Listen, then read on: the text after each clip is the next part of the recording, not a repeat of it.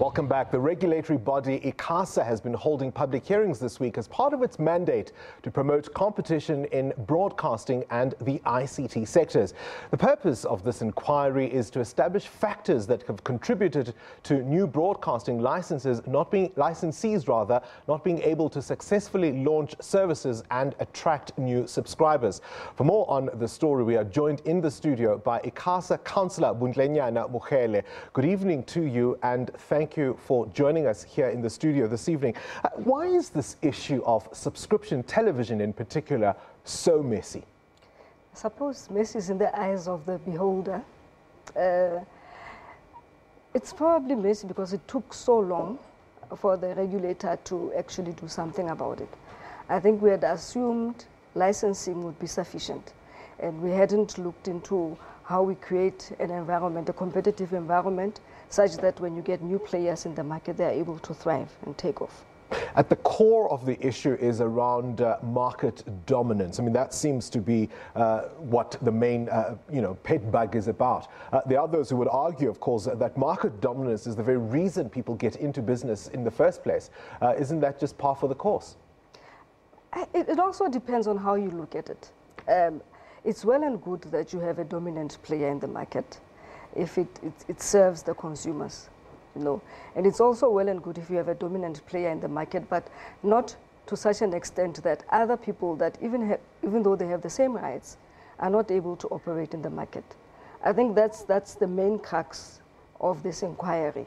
We're trying to establish what the impediments are, such that whoever is coming into the market, be it licensees, current licensees, or even new licensees, they are able to operate on a level playing field. MultiChoice will argue that they're being punished for simply being first to market. Not necessarily, and I think it's very hard not to make this inquiry about MultiChoice as such, because it's one of it's actually the more prominent player in this market. However, I think what the inquiry is about, it goes beyond MultiChoice, even though MultiChoice is the elephant in the room. It's about looking at what conditions there are in the market in its entirety, be it from a content point of view, be it from a technology point of view, whether those conditions are such that anyone, including MultiChoice, can be able to compete fairly. So it's about creating an environment where there's fair competition. Where's the Competition Commission on this? Because they've also had a look at some of the issues you're now dealing with. Yes, there is a Competition Commission inquiry, investigation that's happening in the background. As you are aware, we have an MOU with them. We're dealing with acts and regulation. They are dealing with correcting competitive, anti-competitive behavior. So they are within their sphere, also dealing with similar issues. So far, what has emerged?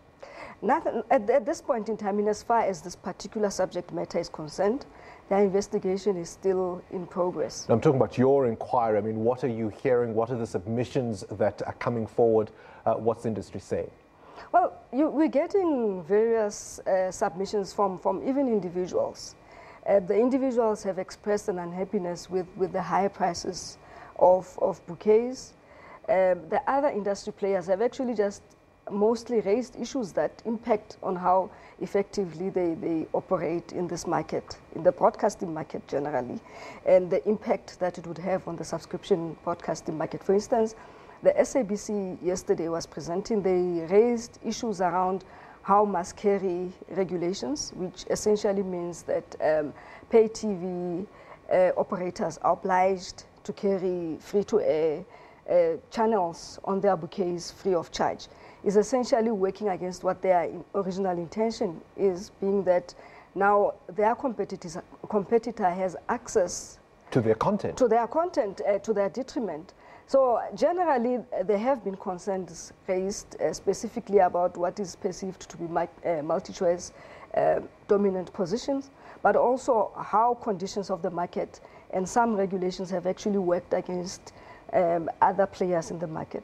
But if we look back as far as the issue of market dominance, one of the ways this works is that it's a competitive environment. If you can establish a long-term contract, that's how you lock the other players out of business. That's what essentially the broadcasting model is premised on the world over. Why is it necessarily such a problem here? It's a problem in the sense that it could serve to foreclose other providers from providing content that is compelling, such that they're able to amass a critical sum of subscribers for their own survival. But if people strike the best deal, surely we shouldn't interfere. I mean, isn't that the whole principle of the free market? Partly, yes. We shouldn't interfere. Even our law is actually very explicit that as a regulator, we're not supposed to interfere in the business matters of service providers. But in this instance, in as far as it serves as an impediment for the market to operate effectively, we have to investigate. How might it do so? How might this situation serve as that impediment? Well, for instance, if say for argument, sports broadcasting rights, for instance, if you have exclusive rights to sports to the detriment of all the other channels, and all the other channels would have to sub-license through you, and they can only play the sports programming after the fact that the event has happened, it actually affects their viewership, and automatically it affects their profitability. I think that's how it works. The argument is that if you have an exclusive contract for a lengthy period of time, you're actually foreclosing other players in the market from having access to viewers. But there's a whole value chain that's involved. There's advertisers, there's sponsors, and who strikes the best deal should necessarily make the most profits. There's going to be that argument, no doubt, presented throughout your hearings. It's a story that we're going to be keeping an eye on. Thank you very much for coming into the studio this evening. That's, of course, ICASA Councillor Botlenyana Mokhele with us this evening. It's a story that's going to be developing in the coming days.